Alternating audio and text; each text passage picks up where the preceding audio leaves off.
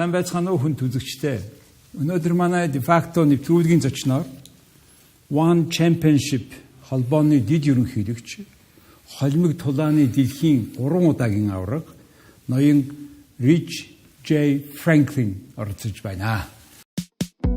Ричард Фрэнклин, One Championship-ийн дэд ерөнхийлөгч. Америкийн нэгдсэн улсын Математикийн их сургуулийг математикаар бакалавр, боловсролын мэргэжлэр магистрийн зэрэг тус төгссөн. Cincinnati мужийн Oak Hills дунд сургуульд математикийн багшаар ажиллаж байсан. 2014 оноос One Championship-ийн дэд ерөнхийлөгчөөр ажиллаж байгаа бөгөөд Ultimate Fighting Championship буюу UFC-ийн дунд жингийн 3 удаагийн дэлхийн авраг. Түүний их амжилтыг UFC үнэлж 2019 онд алдрын танхимд албан ёсоор оруулсан байна. Тэрээр One Championship-ийн тамирчдыг сонгон шалгууруулах чухал үүргийг гүйцэтгэдэг хорооны гишүүн тул дэлхийн өнцөг булан бүрээр аялж, аюулслаг шин тамирчдыг нээж илрүүлэх ажлыг биечлэн хариуцдаг бөгөөд Монгол улсын тамирчин Пүрв, шин чагтаг нар One Championship-тэй грекийн олон улсын дэвжээдээр өрсөлдөж байгаа. Good evening. Good evening. How are you doing? Welcome to Mongolia. It's good to be here again. Again. Yeah. The previous one was? September 2019, just before the pandemic set in. Wow. Yeah. What brought you at that time? I was running work for One Championship. It's a martial arts company based out of Singapore, and I was running a program called the One Warrior Series, which was a travel show where I recruited athletes, and we would build episodes based on the athletes' stories as well as the culture from where they were from. So I had several athletes on my roster, came here to recruit more and then do episodes on all of them. So we came here, shot 3 episodes, and fell in love with Mongolian culture at the time. Okay, so now this time what brought you here? Well, the pandemic shut that project down because it was a travel show, and travel just completely stopped for some time being. So I guess we've kind of pivoted now. This is a slightly different format, but this project we're doing is called Road to One. I'm here for this. We're working with Steppling Holdings on this. And what we're doing is we took 40 athletes, sequestered them outside of the city in a couple different shooting locations. We're shooting I guess you could call it a reality show with them, where they are in various situations, different challenges they had initially, and now they're sparring and competing for the top position to eventually earn a contract with One Championship. And one of them will be contracted? At least one. At least one. And now this show kind of is getting finished.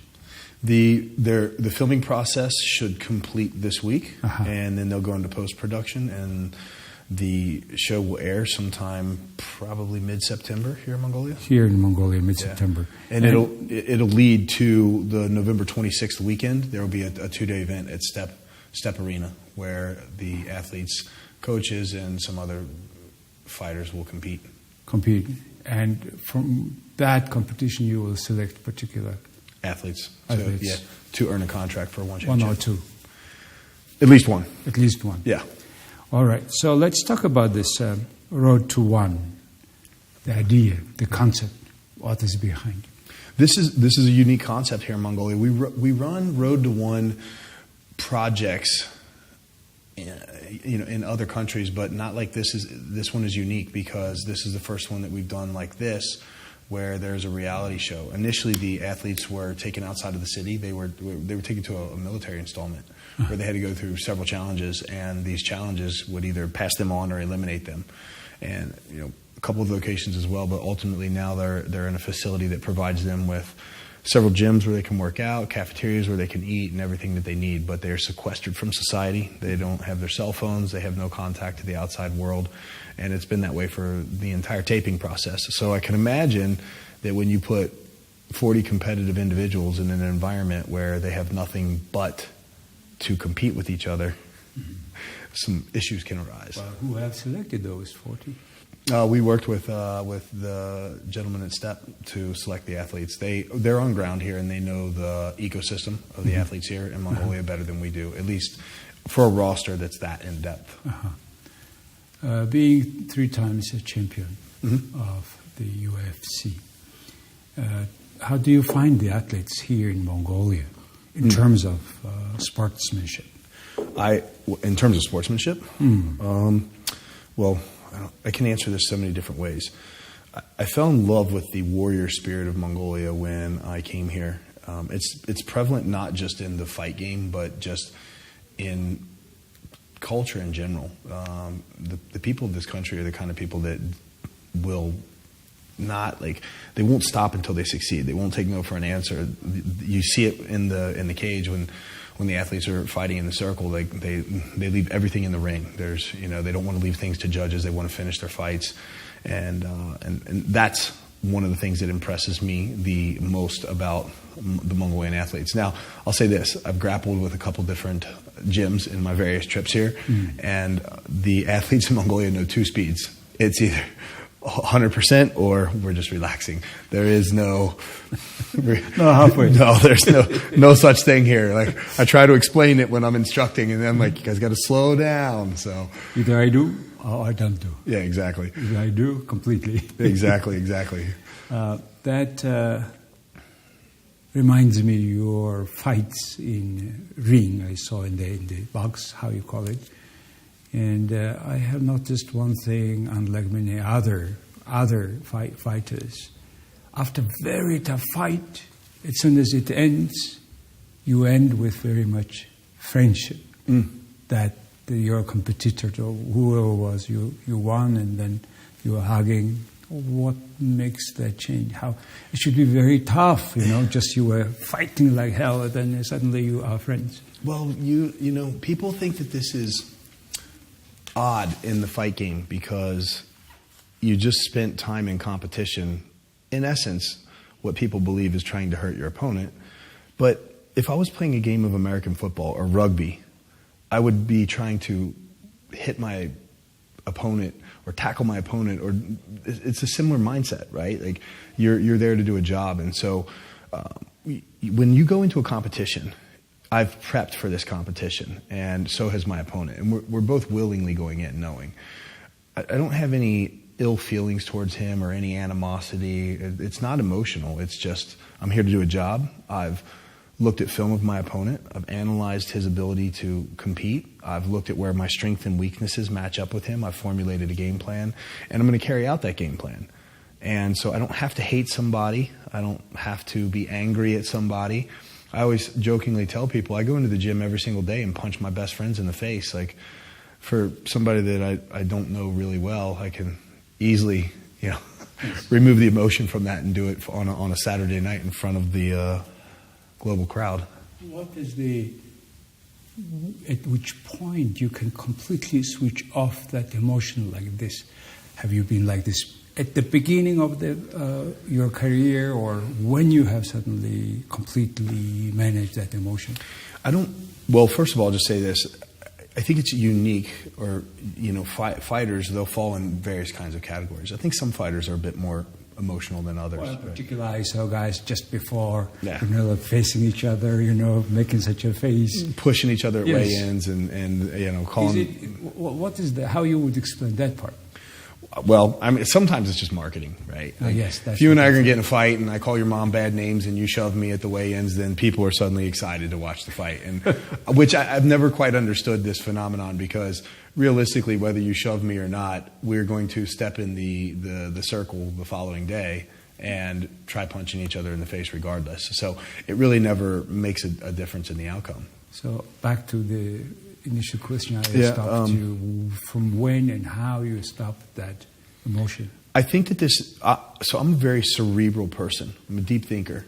Probably sometimes a little bit too much to my demise. I always say that sometimes our greatest strengths also happen to be our Achilles heels. And so, being the kind of thinker that I am, I have the ability to look at an opponent, create a game plan, break down film, find weaknesses, and do that not only for myself but for guys that I might be coaching. And it's something that I do really well. Because I'm a deep thinker, I tend to hyper-focus on whatever my goal is. So I'll give you an example. As a competitor, being a professional athlete, for example, I've never had a drink of alcohol in my life because I'm very goal-oriented. And anything that was counterproductive to pursuing or achieving that goal got eliminated. So whether it was drugs, drinking, a girlfriend, whatever, It's once I become hyper-focused on a goal, I'm going to eliminate things that get in my way of accomplishing that. This is also, like, can be an Achilles heel as well. But what that allows me to do is really just remove emotion from what it is I'm trying to accomplish and approach it in a very logical manner. And I think that comes from my background in mathematics. Yes, I believe. Before that, I would like to ask about your profession and the option for this championship. Before that, you said you never used alcohol. Is it your father culture? What is your background, home, family background of father? I grew up in a Christian home as a young kid, and there was a lot of talk about not drinking, but that really wasn't what did it for me. And my views, I don't have any qualms with alcohol. But I think what happened with me at a young age is I was surrounded by substance abuse. And witnessing that as a young kid before I got into the experimental phase like most teenagers do in America, it just deterred me from ever wanting to drink. Mm-hmm. And then when I got into my later teenage years, I had been so involved in athletics my entire life that it was just counterproductive to any kind of success. So I never touched it. And then I just became the best friend that you could have in college because I was your driver to make sure you got home every night. I was that guy.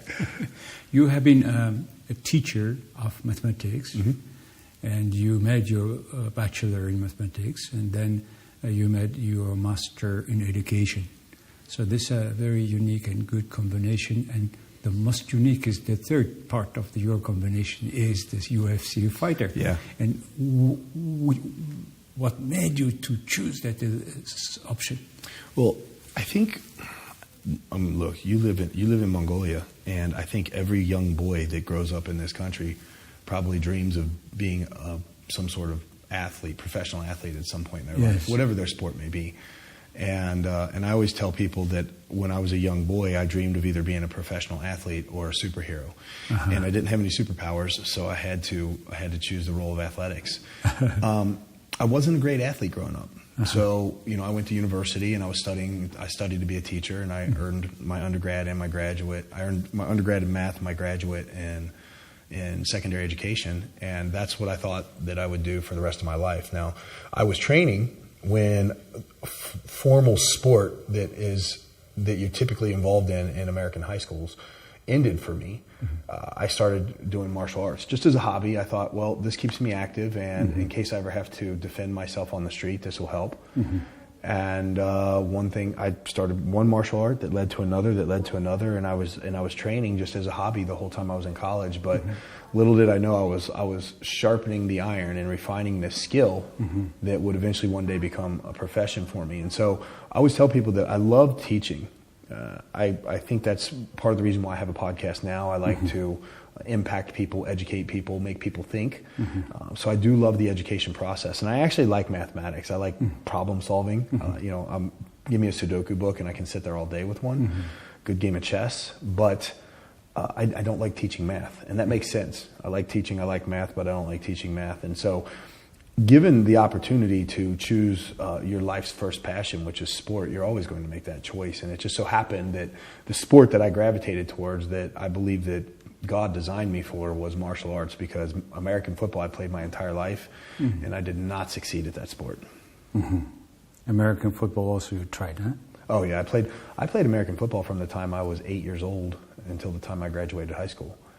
That brings really a question for me to talk about sport education. How much is this important for young kids, and what is a good time, good age to start with?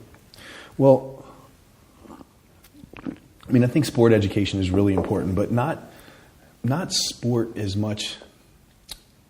When I think about my childhood growing up, I learned, I'm educated in sport in a very deep knowledge. I understand, at least basic level, the rules of sports I've never played, more than casually. I understand the rules of tennis and the rules of volleyball and the rules of baseball and sports that I didn't play much growing up as a child, and I understand how to play all these games.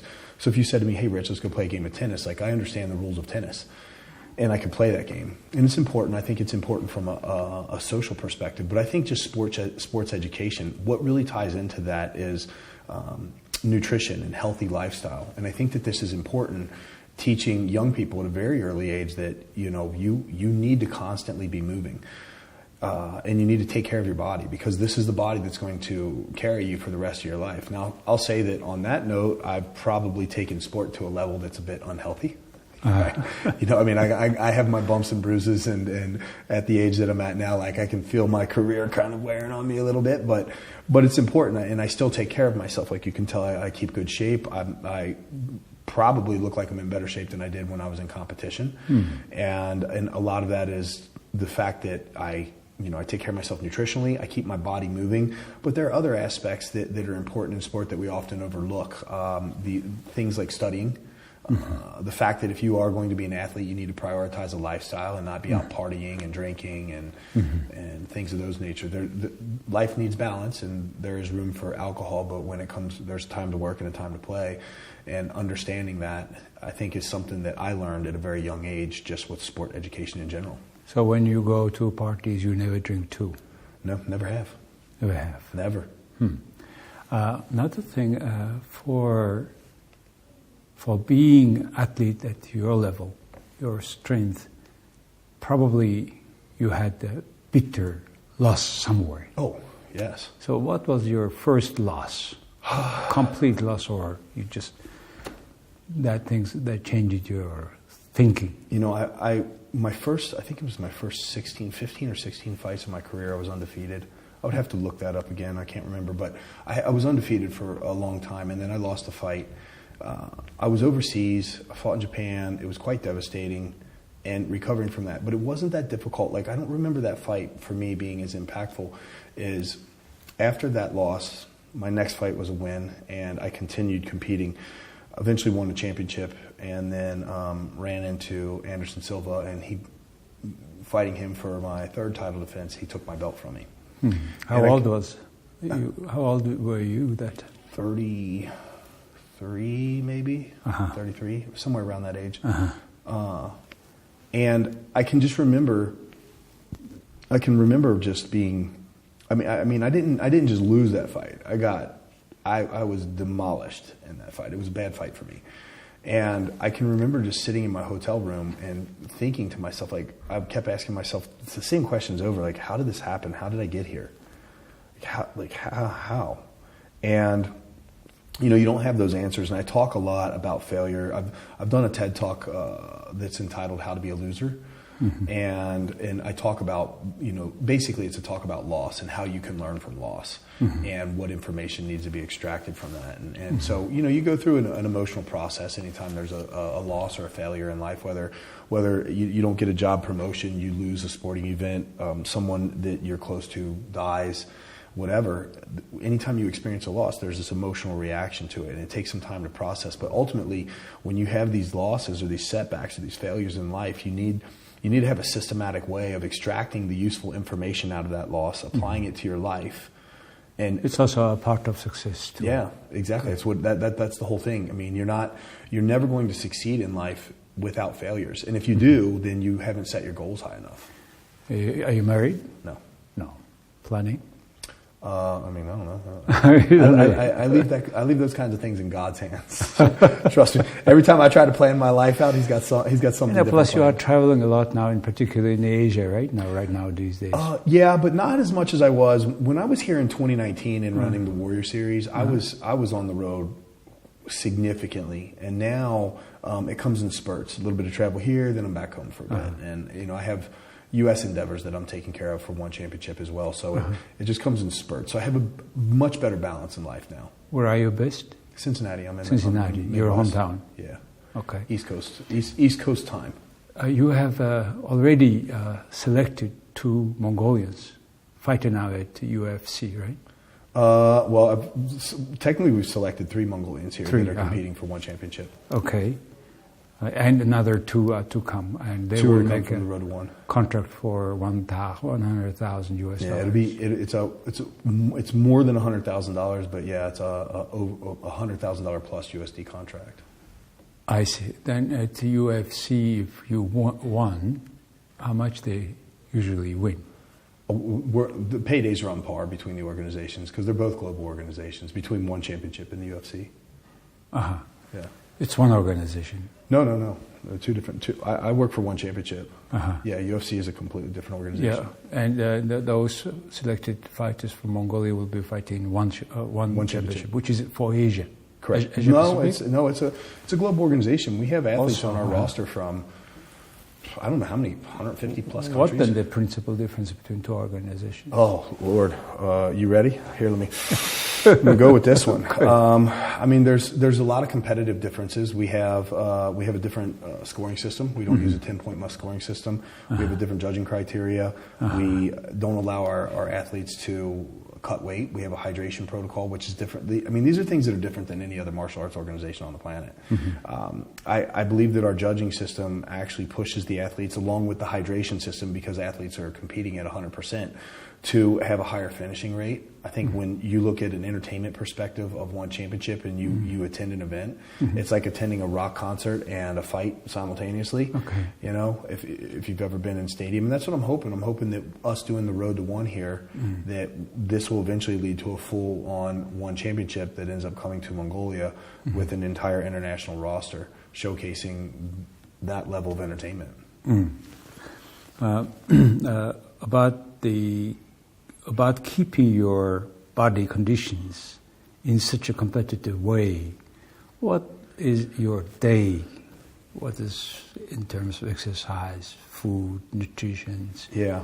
So my nutrition's a little off while I'm here, and I've been the host that is bringing me around this week has been astounded by what I eat for breakfast every day, because I typically have about 14 eggs every morning.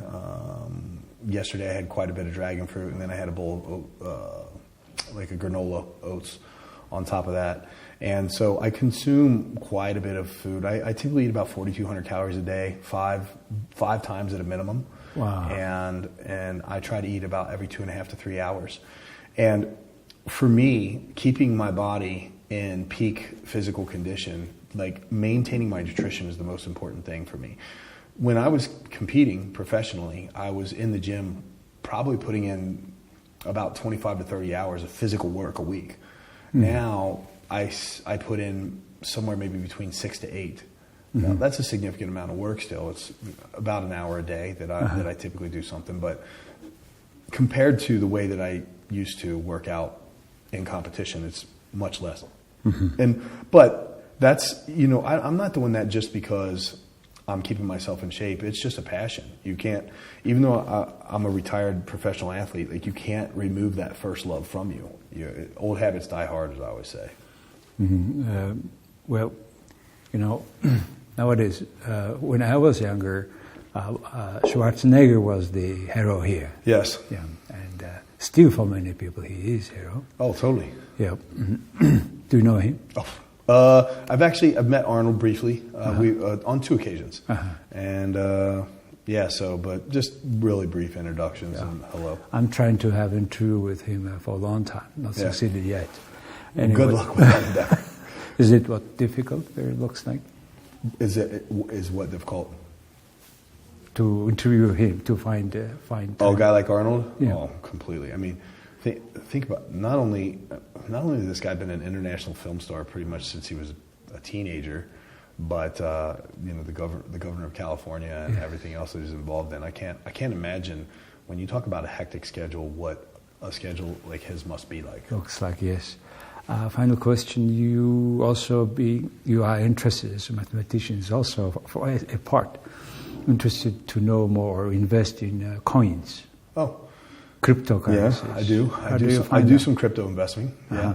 How happy? How are you? How happy am I right now? Well, right now, this is a terrible time to ask me that question. Should I check the markets today real quick? I have some too, so that's why I'm asking you. No, listen. I think with crypto, I'm not personally a Bitcoin investor. I don't know. I'll say this: I've invested quite a bit in several different coins, but I look at the platforms by which they provide. Ethereum, for example, is one of my larger holdings, and I look at the Ethereum platform and what that platform is capable of doing. One of the things that people misunderstand about crypto is that you're investing in a coin, and you're not necessarily investing in a coin. Like, I don't think that I'm going to walk into a restaurant one day and somebody say like, oh, that's like, 0.5 ether, and I'm like, okay, bloop, and I pay for it that way. I'm not investing for the coin. I'm investing for the platform's capabilities and what it's able to do across the blockchain. So I probably sound a lot smarter about crypto than I really am, but I've done enough reading, I think, to make some important choose some decent coins. And so with that, I have my portfolio probably has about 8 different positions in it. And I just watched it tank. And I got into a lot of my cryptos early. I bought into Ethereum when it was under $120, and it shot all the way up to $3,600. And if I had a crystal ball, I would have sold high and then bought back in now and made a decent amount of money. But I'm in it for the long game. Like I'm not a good day trader. You keep that position. Yeah. Okay. Speaking about that part. What's your opinion about the blockchain? Can it be the third level or third generation of internet? I think so. I think that with blockchain, there's going to be there are pros and cons of blockchain. I think, and as this unfolds, and we'll see, from a transactional basis, like now you have nodes that verify transactions, and so it's more difficult to make things disappear. But when you want something to disappear, then it's hard. It's similarly very difficult because you have to do that across all the nodes. And one of the things I wonder about is how they're going to, with blockchain technology, for example, if someone were to release a virus across the blockchain, how you actually stop that. Because if it moves across enough nodes and it gets verified, then it's going to continue moving. And so, these are technologies that I don't understand really well, but, there are pluses and minuses with any of these things. Some competitions down the road, big championships, some awards, things, or to buy memorabilia, they use now tokens, coins. How do you find that part of big competition, big tournament down the road? Well, okay, so you're talking about NFTs. And I think that when we look at NFTs, and we look at some of these NFTs, these art drawings that have been sold for crazy money, millions of dollars, and you sit there and like, why would somebody buy that for millions of dollars? I think that the potential for the NFT market will be more like this. Let's fast forward 10 years, and you and I are doing this interview, but we're doing it in the Metaverse. We're sitting in a studio. Now, in this studio, you're going to require a table. You're going to have an avatar. Your avatar is going to have a suit. That avatar is also going to have a pair of shoes. And we need chairs to sit in and so on. And this is an NFT. This is an NFT. This is an NFT. This is an NFT. And they'll need to be purchased. And I think that that's the potential for NFTs. And these NFTs need to move across blockchains, whether you're using a blockchain like Algorand or Cardano or Ethereum or whatever that blockchain is. So when you make that purchase, like, oh, I want my avatar to wear this suit today, then you're going to have to purchase that NFT. And oddly enough, it's like we're going to end up recreating this digital world that is exactly like the physical world. The difference is... spend a hell of money there too. Yeah, the difference is that you and I, we can be sitting here doing this interview, and instead of somebody watching this on a television screen, like or a computer screen on a video, they can literally drop into the studio themselves. So now you have to decorate your studio however you want to decorate it. If you want plants to be in here, pictures, you're like, I'd like to hang this nice Picasso. Well, that's going to be an NFT. And so, not every NFT will just be a one of a kind. Like that suit won't necessarily be a one of a kind, but you'll need that suit and you'll need a dozen others. That is the virtual world we're going to live also. Yeah. So we're kind of living in parallel world. Right? And I think in the virtual world, there's, I was talking about this, the potential for this, when you think about it from a conceptual basis, philosophically, your avatar can be designed virtually such that it requires food, right? You have to purchase like a hamburger, which is an NFT, in order to fuel your NFT avatar. makes that parallel world moving. Yeah, exactly. And so we see these NFTs now as these weird artworks, but I think, I really believe that someday we're going to, be in the metaverse looking at completely different things. How much it will impact on the business you are doing, like one championship? Will it be there also. I mean, who knows? You think about it, like at this point in time, like I think there will always be people that want to actually physically experience something, right? But the metaverse will allow people to go to the Grand Canyon. The metaverse will allow people to attend a fight. I mean, we have one championship. We have our fights. We record some of our fights with an Oculus system. It's a virtual system. And if you have the Oculus headset, then you can watch these fights virtually, and you immerse yourself in the arena, like you're sitting in the arena looking around. You can look up at the lights, and you can look around the ropes from your seated position, and the way that this records. And so I think that as the metaverse grows, you'll have the ability to, I don't know, buy a ringside fight, a ringside seat to a fight virtually. It's a very exciting time we live, and a very exciting moment also for Mongolia. I think it's scary, personally. I like the potential. Like, there's a lot of positive potentials. You know, you look at somebody who's paraplegic that would never be able to hike the Grand Canyon. They will now be able to experience it. Yes.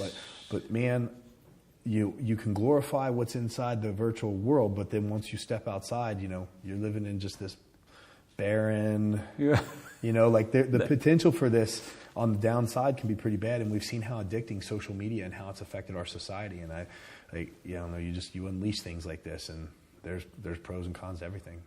Rich, it was so interesting to talk to you. I had a good time. Thank you very much for your time, and good success in Mongolia with that project. Thank you so much. Thank you. Appreciate the chat. Thank you.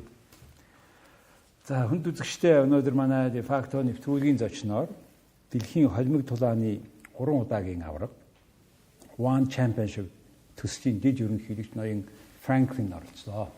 Баярлалаа.